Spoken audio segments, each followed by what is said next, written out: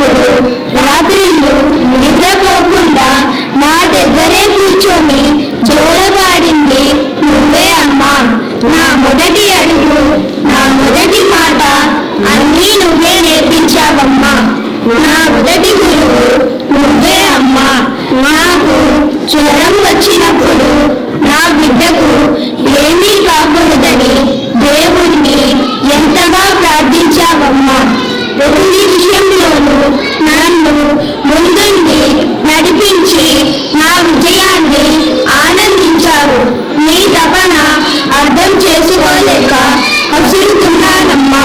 నువ్వు వద్దన్న పని చేయడానికి మారాము చేశాను, అలిగాను, ఏడ్చాను.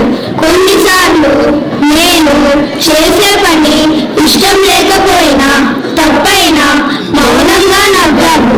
నువ్వు చెప్పిన పనులు చాలాసార్లు చేయలేదు.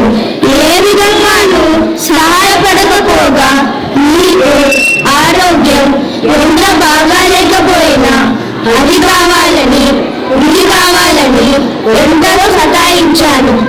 నీకు ఎదురు మాట్లాడాను. నిన్ను చాలాసార్లు బాధ పెట్టాను. అమ్మా, నన్ను క్షమించు. ఇకపై నీ కళ్ళల్లో కన్నీళ్లు రానివ్వను. నీ ముఖంలో ఎప్పుడు నవ్వు ఉండేలా చూసుకుంటాను. నువ్వు నాకు